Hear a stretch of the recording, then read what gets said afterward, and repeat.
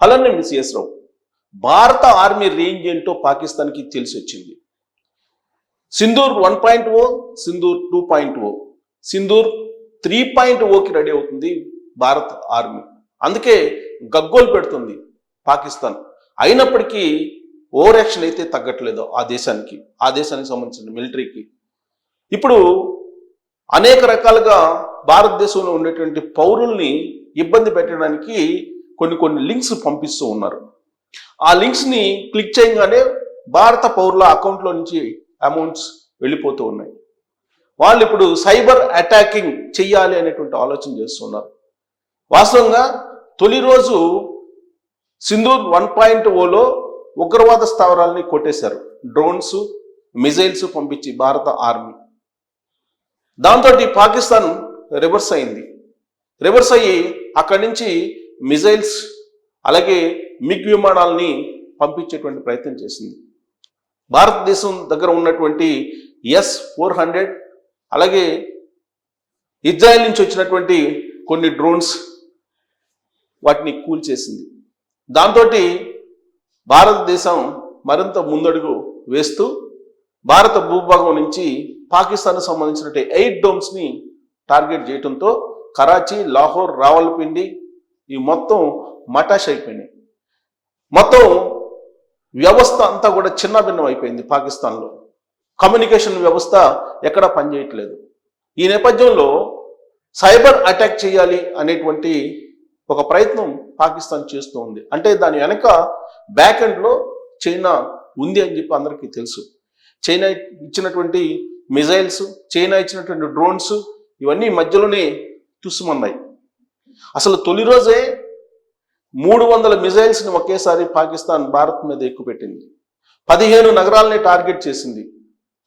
S-400 మన దగ్గర ఉంది కాబట్టి, రష్యా ఇచ్చిన హై హ్యాండెడ్ S-400 ఉంది కాబట్టి మనకి ఆ రాడార్ దాంట్లో ఇన్బిల్ట్ అయినటువంటి మిజైల్స్ కానీ లేదంటే డ్రోన్స్ కానీ ఇవన్నీ ఉంటాయి. అందుకే మల్టిపుల్ ఫంక్షనింగ్ చేసింది. దాంతో పాకిస్తాన్ మిజైల్స్ అన్నీ కూడా గాల్లోనే పేలిపోయాయి. దాంతో పాకిస్తాన్కి ఏం చేయాలో అర్థం కానిటువంటి సిచ్యువేషన్లో టక ఎయిర్ బేసెస్ని కొట్టేసింది భారత ఆర్మీ పాకిస్తాన్లో మిజైల్స్ పేల్చి. ఇప్పుడు భారత పౌరుల మీద తొలి నుంచి కూడా భారత పౌరులనే టార్గెట్ చేస్తూ ఉంది పాకిస్తాన్. వాస్తవంగా పెహల్గామా ఉగ్రవాద దాడి సామాన్య పౌరుల మీద, అమాయకుల మీద చేసింది. ఆ ఉగ్రవాదులు ఎవరంటే పాకిస్తాన్ పెంచి పోషించినటువంటి వాళ్ళు. లష్కరే తోయిబా కానీ, హిజ్బుల్ ముజాహిద్ కానీ ఇలాంటి ఉగ్రవాద సంస్థలు ఖచ్చితంగా పాకిస్తాన్ పెంచి పోషించినటువంటివే. వాళ్ళు ఉగ్రవాద దాడికి తెగబడ్డారు. పెహల్గాంలో TRF అనేటువంటి అనుబంధ సంస్థ లష్కరే తోయిబాకి ఉంది. వాళ్ళు ఆ దాడి చేశారు.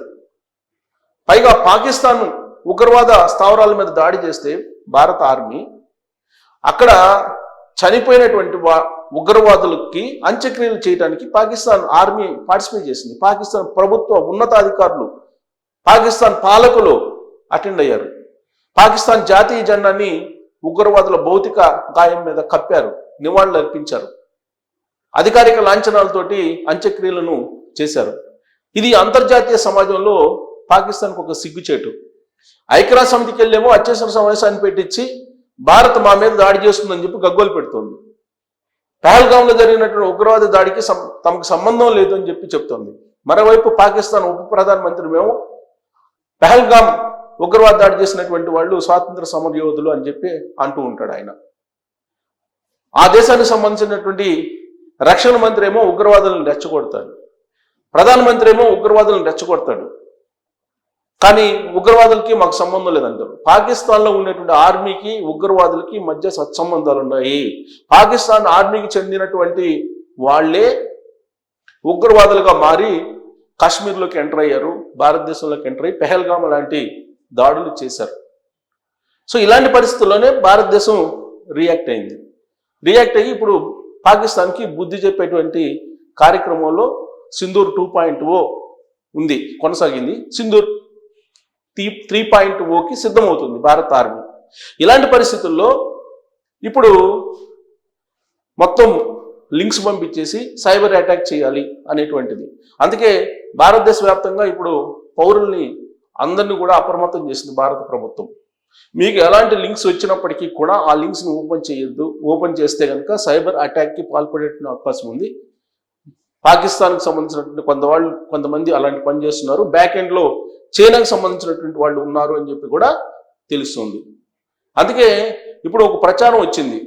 ఏం ప్రచారం వచ్చింది? గత ఉదయం నుంచి కూడా ఏటీఎంలు పనిచేయట్లేదు, ఏటీఎంలో ఎక్కడ డబ్బులు లేవు, భారతదేశంలో ఉండేటువంటి ఏటీఎంల్లో ఖాళీ అయిపోతున్నాయి అనేటువంటి ప్రచారం సోషల్ మీడియా వేదికగా పుట్టించారు. దాంతో ఆర్బీఐ అలాగే ఆయా బ్యాంకులకు సంబంధించినటువంటి రీజనల్ మేనేజర్స్, హెడ్స్ అందరూ కూడా రెస్పాండ్ అయ్యారు. ఎలాంటి ఇబ్బంది లేదు, ఏటీఎంల్లో ఫుల్గా అమౌంట్ ఉంది, ఎలాంటి ఆందోళన చెందాల్సిన అవసరమే లేదు అని చెప్పి చెప్తున్నారు. దాంతోపాటు పెట్రోల్ డీజిల్ స్టాక్స్ అయిపోయినాయి, ఇక రాబోయేటువంటి రోజుల్లో పెట్రోల్ డీజిల్ ఉండదు, యుద్ధం జరుగుతున్నటువంటి క్రమంలో ఇంధనం కొరత ఏర్పడుతుంది అని చెప్పి ఇంకొక పోస్టులు పెడుతున్నారు. అంటే భారతదేశంలో ఉండేటువంటి పౌరుల్ని ఆందోళనలకు గురి చేయాలి. దాంట్లో భాగంగా సోషల్ మీడియాలోకి జొరబడి అటు చైనా వాళ్ళు, ఇటు పాకిస్తాన్కి సంబంధించినటువంటి వాళ్ళు ఇలాంటి పుకార్లు పుట్టిస్తూ ఉన్నారు. భారతదేశం అన్ని రకాలుగా, అన్ని విధాలుగా, అన్ని కోణాల నుంచి సేఫ్ సైడ్లో ఉంది. ఇది భారత ఆర్మీ, భారత ప్రభుత్వం చెప్తున్నటువంటి మాట.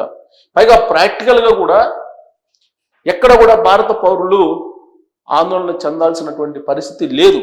ఒక్క బోర్డర్లో ఉండేటువంటి కొన్ని ప్రాంతాల్లో మాత్రమే ఆందోళనకరంగా టెన్షన్ వాతావరణం ఉంది. అక్కడ పౌరుల్ని పాకిస్తాన్ రేంజర్లు టార్గెట్ చేసి చంపేస్తూ ఉన్నారు. అక్కడ మాత్రమే టెన్షన్ వాతావరణం ఉంది.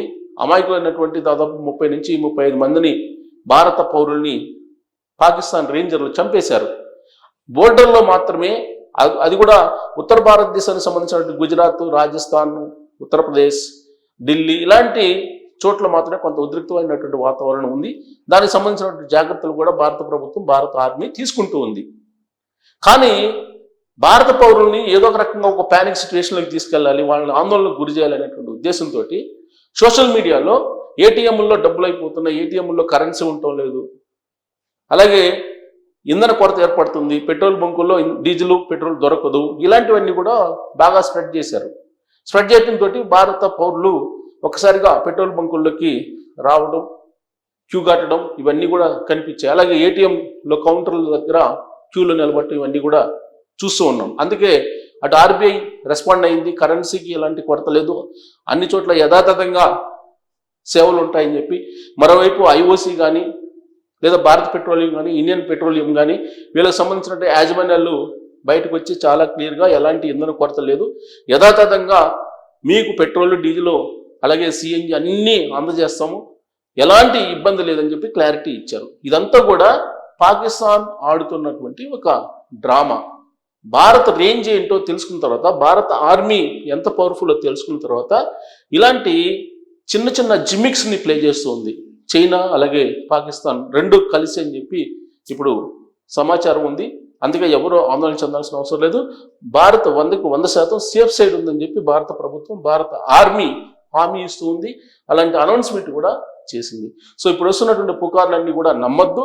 మీకు మొబైల్స్కి వచ్చేటువంటి లింక్స్ని మీరు ఓపెన్ చేయొద్దు. ఓపెన్ చేస్తే కనుక సైబర్ అటాక్స్ జరిగేటువంటి అవకాశం ఉందని చెప్పి ఇప్పుడు తెలుస్తూ ఉంది. అలాగే ఇంటెలిజెన్స్ కూడా అప్రమత్తం చేసింది భారత ప్రజల్లో అవగాహన పెంచడానికి. సో పాకిస్తాన్ వేసేటువంటి చిన్న చిన్న కుప్పిగంతులు ఏవైతే ఉన్నాయో ఆ కుప్పిగంతులకి ఇవి నిదర్శనం. లాస్ట్కి యుద్ధాన్ని మాని ఇలాంటి కుప్పిగంతులకి అటు చైనా ఇటు పాకిస్తాన్ సంయుక్తంగా దిగుతున్నట్టు ఇప్పుడు ఇంటెలిజెన్స్ అనుమానిస్తున్నటువంటి క్రమంలో మీరు అప్రమత్తంగా ఉండాలి. Thank you.